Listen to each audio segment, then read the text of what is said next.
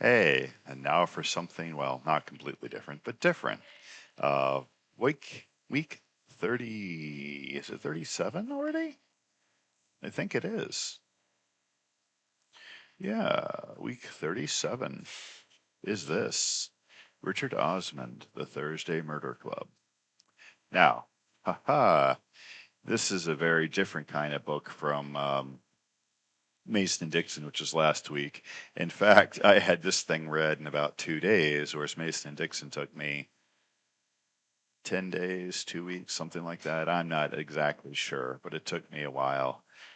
This took me 2 days, and I think I read the first half of it the same day I finished Mason and Dixon. So yeah, Richard Osman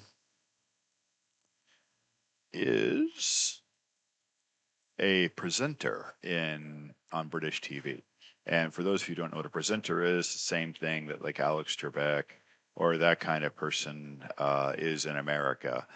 A presenter is someone who presents. The British are pretty straightforward about that kind of thing. So he is a presenter in a game show called Pointless, along with Alexander Armstrong. And Richard Osman is the idea guy, and Pointless is about obscure trivia. So they make a lot of really dry British puns, and they talk a lot about very obscure and strange trivia from time to time. So um, at some point, he decided to try his hand at writing books, mysteries. I was drinking coffee, as you can tell. I always drink coffee, so no surprise there. Um, and oh, my bookmark is I found this in Mason and Dixon. Apparently, the last time I picked up my copy of Mason and Dixon was back when we were doing the Dragon's Den back in New Orleans with Heidi and everybody. So for those of you who are still around, remember that. There you go. There's an original little flyer from the day that I was using as a bookmark. Uh, um, okay, so Richard Osman decided to try his hand at writing fiction, and he chose to write novels of mystery novels. Okay, so the Thursday Murder Club is a group of 70 and 80-year-old, two women and two men who are at this, what would be in America, I guess, a nursing home of sorts. But I don't know exactly if it's that in Britain. It's some kind of community of sorts that was built on the former grounds of a Roman Catholic convent that I guess in some kind of consolidation, the Roman Catholic Church decided not to renew this property and instead sold it. And so it's here, and next to it is a graveyard, uh, which contains the bodies of the nuns and other people that might have been associated with the convent and who passed away are buried there. And there's another house up on the hill. And this is all, this property now has all been bought by this rich jerk. And he is expanding to expand. He's planning to expand, and part of the expansion is going to be to destroy the graveyard. Well, this is the plot. These characters, these four characters, the Thursday Murder Club, they meet every Thursday night, and they have access to some cold case files because some of them used to work in the right kind of job where they had access to some of these files. And these are all old murder files that nobody knows how to solve. Nobody has any idea who did what. And they look over these and talk about and try to solve these things and have just a good time. Well, this guy decides to expand, right? And he's also wanting to make a lot of money off of this. And so he tells one of his associates, nah, I don't want you in on this. And they have a big fight.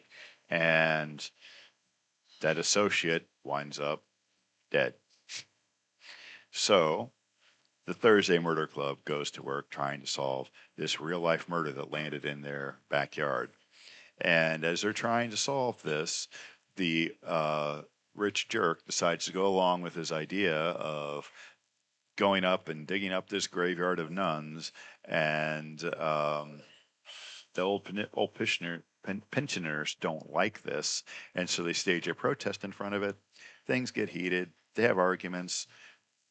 And all of a sudden, the rich jerk keels over dead. So now they have two bodies.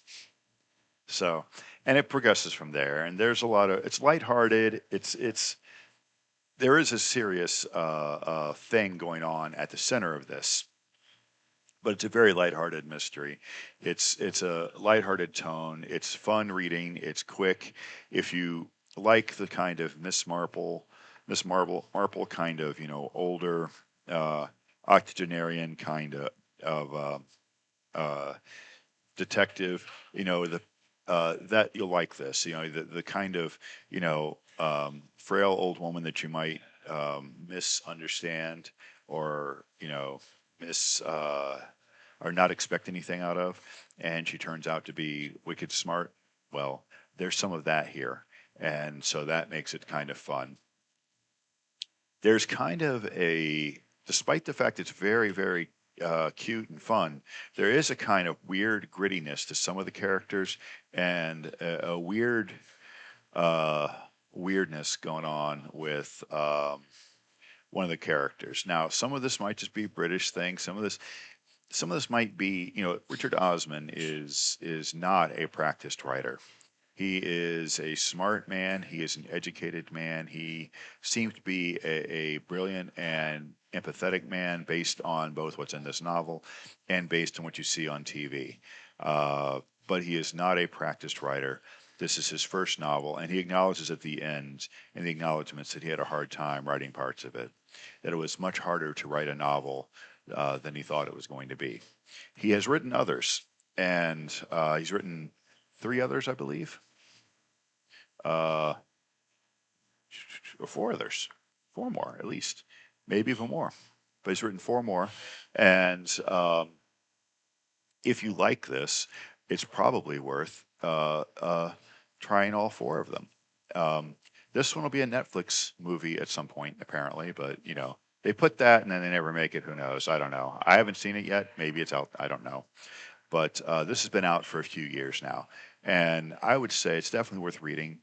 I'm not going to go too much into the plot beyond what I've told you because that's really what it's about. There's these four older people, and they assist the police. They don't work against the police. They assist the police, and some of that's kind of weird and probably very much based on both Richard Osman having fun and the British public and the way British society works. But I do think are some elements here that indicate that although a brilliant man and very much skilled in what he does, uh, this is his first novel, and I think there are places where that kind of shows. I would expect in some of the other ones his writing will improve, and some of the things that aren't great here will get ironed out. Overall, a good book. Overall, a good book.